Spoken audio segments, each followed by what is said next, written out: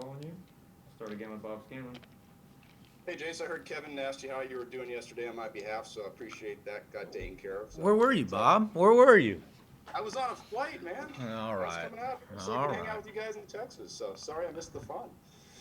Anyway, great to see you. And I'm curious, the Dodger rivalry. There's been a lot of talk about it. Things got a little bit chippy during the season at various times. But how much is that something that you really it becomes a distraction, and you just the players don't need to pay any attention to that, versus it's something that you can actually use as a motivating thing if you can focus it properly. Well, I think what this game deserves, wants, needs is a little bit of passion and a little bit of energy. And so I definitely say with the Dodgers and ourselves, but you look around all of baseball, and it's it's Oakland and Houston and Atlanta and Miami. What's the other series I'm drawing a blank with right now? Which one? Yankees Rays. Yeah, Yankees Rays. That's well documented, right? So I think it's great for the game, just because it's a lot of really good teams, and you've got men playing the game and competing hard, and emotions are high, things are at stake, and to me that's a plus, and I think it's wonderful for the game right now. As far as your experience, you'd said, you know what, all of our players are experienced now at this point, and it seemed like the offense really opened up in that second game. How much of that was maybe just guys sort of getting their feet on the ground and getting that experience that you referenced? How much was starting to face pitchers for a second time through? And does any of that carry over to this series, or is it a blank slate in certain sense you need to start over facing a new pitching staff?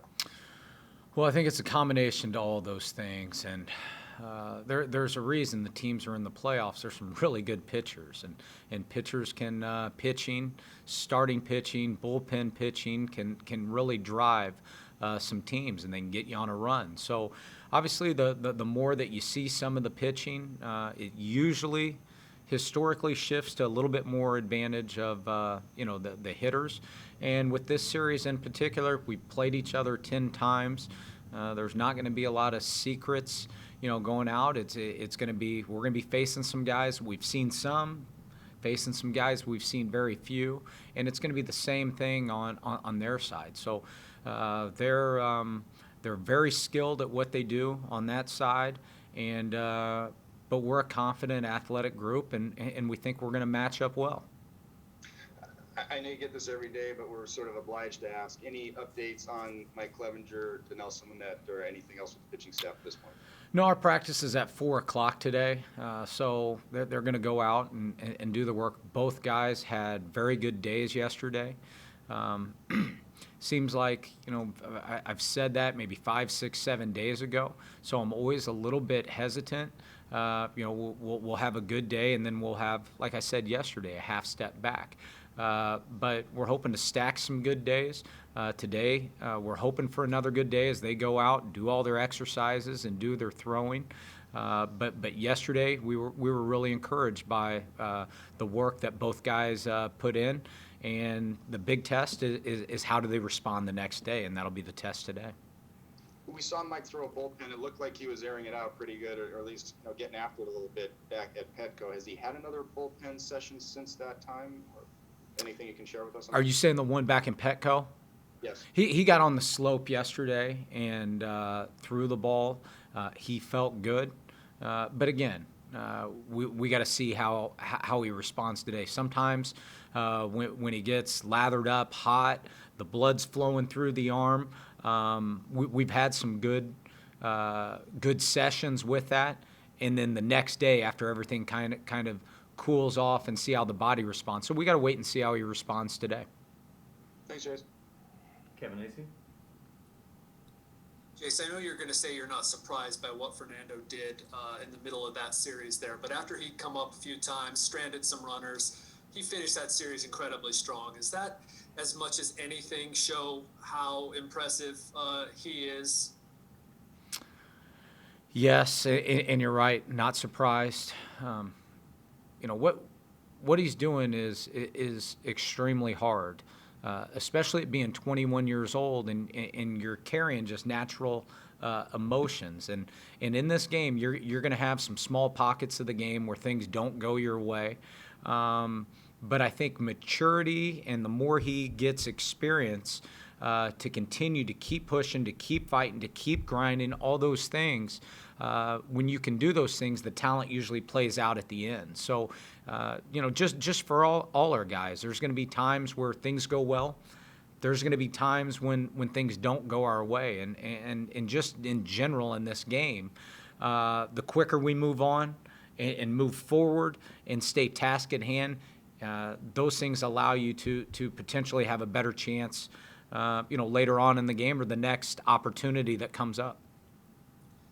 His incredible talent, his mental capacity to just sort of like put things behind him, to make adjustments, to seize the moment. Which plays greater in the postseason? The combo, the combo platter, and he's in the luxury that very few in this game have. He's grown up in the clubhouse. He's grown up around this environment, this energy. He's seen his dad. He's been around other ones as he was being raised. So I think if anything, maybe he feels a little bit more natural or at home sometimes in these settings and environments. Trevor Rosenthal, this is my last one. The trade. I know there were a lot of them, but this was to replace a guy who was very important in a very important role. How important has that trade? Well, I don't know if you replace Kirby Yates, first of all, and I mean that because of the time Kirby's been here, the relationships, the closing out games, all those things. What I've been and we've been so excited about with Rosenthal is how he's blended in with the group so well. Obviously, his pitching, he's been fantastic at the later part of the games and closing opportunities. But his personality, his makeup, and his character, how that has blended into our group, and he's been able to be himself. He's a great competitor. He's got some experience. He's got some background. He's had some good moments. He's overcome some things. Just his whole story, his journey, has really helped and been a big part of certainly closing down some of these games. Next we'll go to Jeff Wilson. Well, hello, Jayce. What's How are up, you? Jeff? Hey, how hard was it to get your arms around this team with spring training interrupted and then kind of a cram session and you being the first-year manager? Well, with the pandemic and everything going on, I felt like as soon as I got the job, myself and a lot of staff members, we spent a lot of time December, January, February, wanted to make sure we traveled around and didn't want the first face-to-face interaction, connection to be in spring training. So I felt like we did a lot of work there, spent a lot of time together in spring training before it got broken up because of the COVID and the pandemic. And then, so a lot of things that feel bad happened over that time, but there's also blessings that happen in that moment. And we had a group of players and staff that we didn't know if we were going to get the opportunity to play, but we wanted to prepare for that. So what happened was we had a big group of either in Arizona or San Diego that stayed and worked out. And we had a lot of regulations to where there could be only 2 or 4 of us at a time, and we did a lot of block scheduling. But what happened in that moment was a lot of 1-on-2, 1-on-4 interaction, connection, relationship building. And I felt that was important, but probably even more important was just all the work those players did to help springboard where they're at. They sharpened some skills. They continue to work on their game. But to answer your question, I felt a lot of the relationships and just working out together really helped that. And then that has grown since the season started. And then all the Rangers ties from AJ to Riley to Jurickson and Mitch. How has that helped? Well, we all know each other well, and we're all different people than we were 2, 5, and 10 years ago. I think we've all grown. But it's always nice to know people, to have background, history, trust in one another. And so that part's been nice. At the same time, for some of the other coaching staff, the other players, we all have a common goal, and all our guys, we prepare hard, we work hard, and we have a blast, an absolute blast, whether playing the game or coaching the game. There's no more enjoyable moment of the day for myself and the staff is after we've prepared and after they've worked than to watching them play and perform. So I'd say that's probably one of the common things that whether it's Mitch, whether it's Pro, AJ, we all share those things, as does the majority of this team. All right. Thanks, Jayce.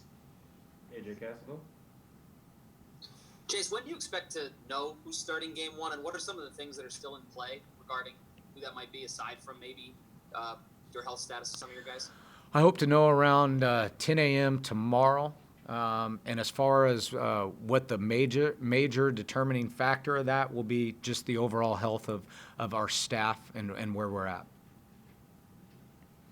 You talked a little bit yesterday about where this team was the last time you guys came into Texas. What did you learn about this group from kind of that Arizona series with maybe the most adversity you faced all season, with the guys getting hurt and the losses? What did you learn about your guys from the way they bounced back from that, and they dealt with a lot of publicity probably the next day? What did you learn about that group in the kind of Slam Diego week?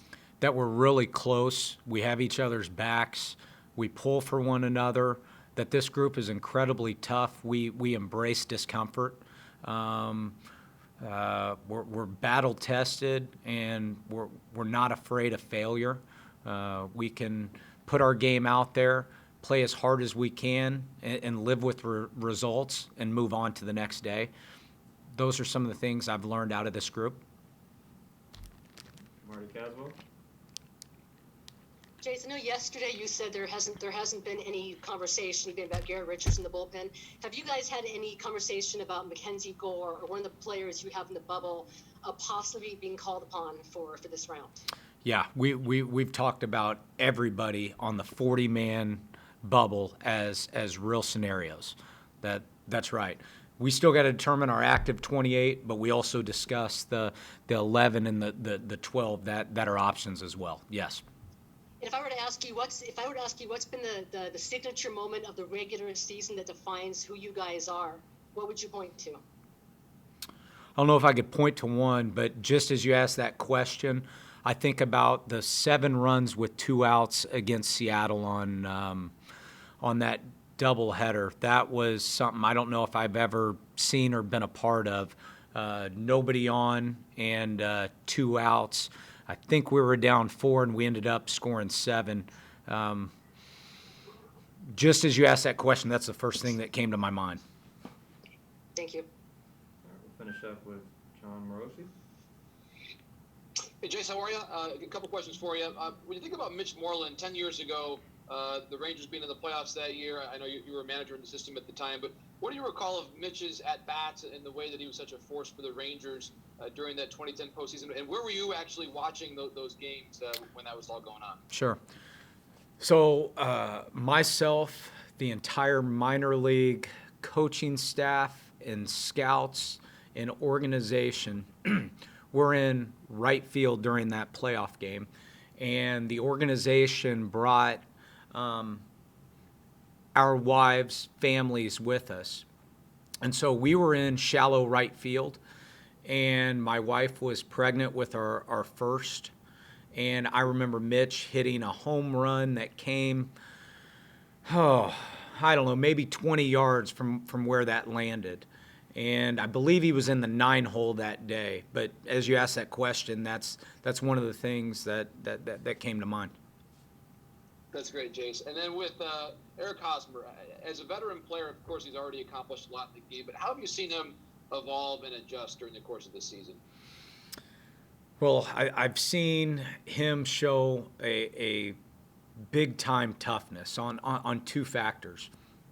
Overcoming and playing through a little bit of a stomach issue that was reoccurring.